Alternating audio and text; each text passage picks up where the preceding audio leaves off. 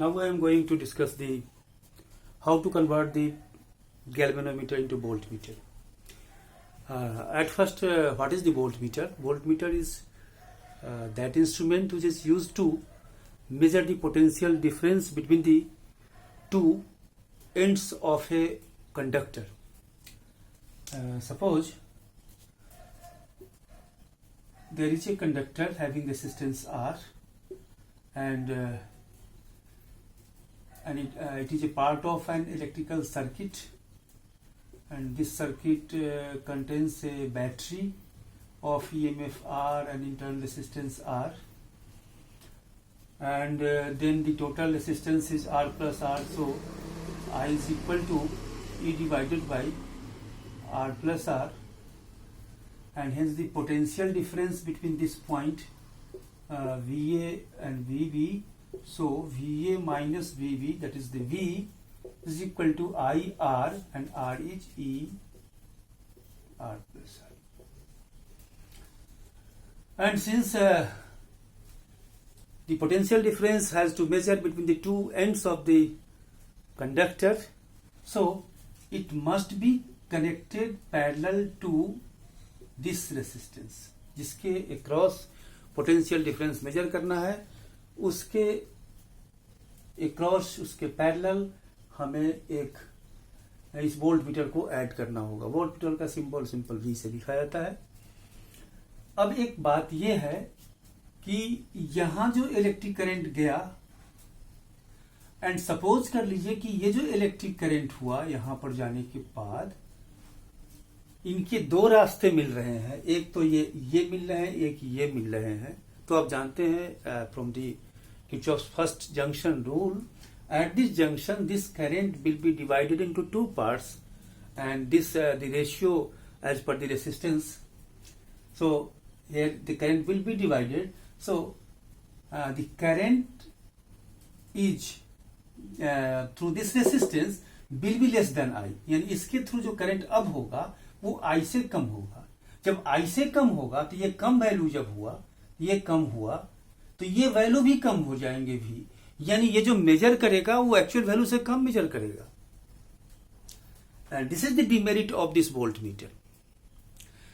To overcome this demerit, इस demerit से बचने के लिए हम अगर ये कहे कि इससे इलेक्ट्रिक करंट कम से कम जाए और इससे इलेक्ट्रिक कम से कम जाए, so it has large resistance, इसकी रेसिस्टेंस बहुत ही ज्यादा हो.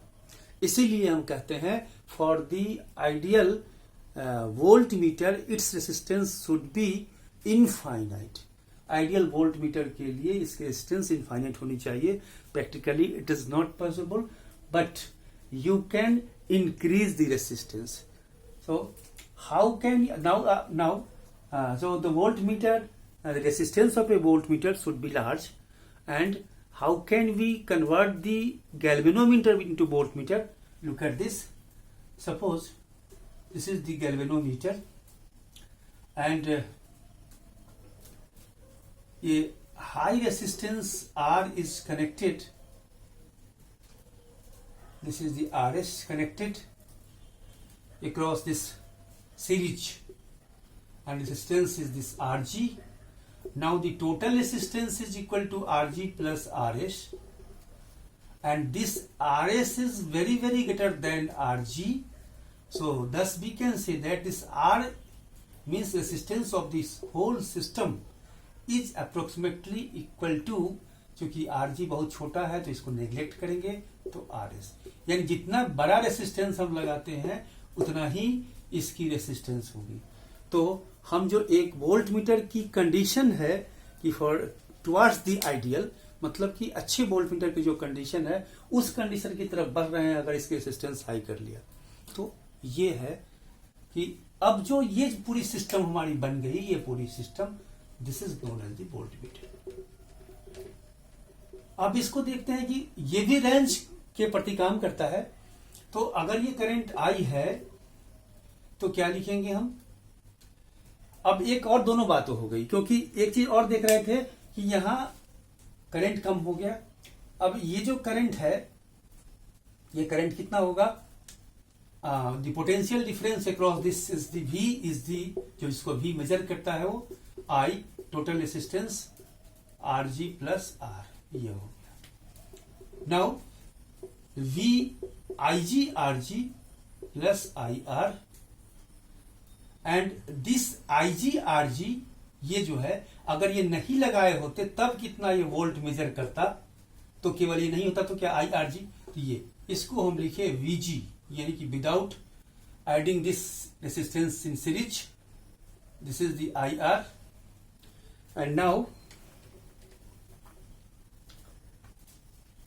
This IR is equal to V minus VG and this R is equal to V minus VG and this R is RS, actually this is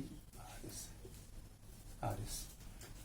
So this is RS and this RS is equal to this I, and now I am multiplying the RG into the numerator and denominator, and thus we can get V minus VG and VIRG is equal to VG.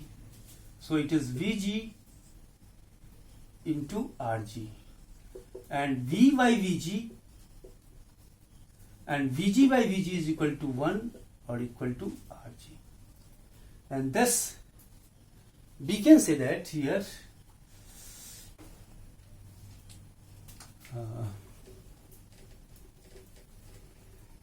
this RS required resistance is equal to V by VG minus 1 into RG, यानी पहले से वो कितना potential difference measure कर रहा था, अब कितना आप चाहते हैं वो इसका रेशियो, जैसे 1 वोल्ट करता है और फुल स्केल डिफ्लेक्शन होता है उसका, आप चाहते नहीं वो 10 वोल्ट तक कर सके, तो V हो गया 10, ये 1 हो गया 10 टाइम्स, तो इसकी वैल्यू 10 रखेंगे और 10 माइनस 1 होगा 9, और जो RG का वैल्यू आपको दिया है उससे मल्टीप्लाई करेंगे, तब पता लगा सकते हैं कि what will be the value of RS. So to this discussion we can get the concept of this voltmeter as well as how to increase the range. And one thing that is I want to discuss, in the galvanometer the torque is equal to NIBA, and this is K theta NI, sorry, in BA by K,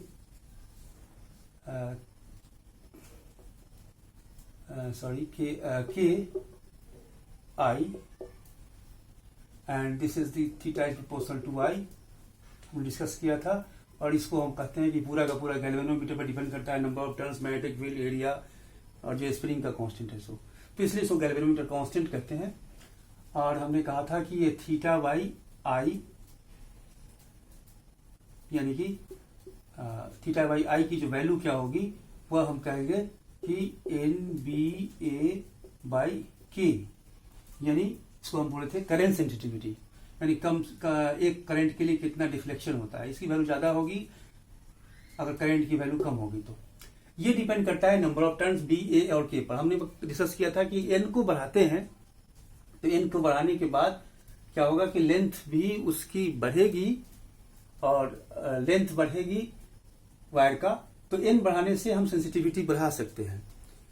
लेकिन अगर हम voltage sensitivity की बात करते हैं तो voltage sensitivity के लिए हमें यहां पर अगर हम वोल्टेज सेंसिटिविटी की बात किया तो लिख सकते हैं कि five by v, and v लिखने के लिए हमको I इंटू आर दोनों तरफ मल्टीप्लाई करते हैं, NBA by K into 1 by r, and 5 by v NBA K into 1 by r, ये हमें कहलाएगा वोल्टेज सेंसिटिविटी. तो ये डिपेंड भी करता है एन पर, बी पर, ए पर, के पर और आर पर.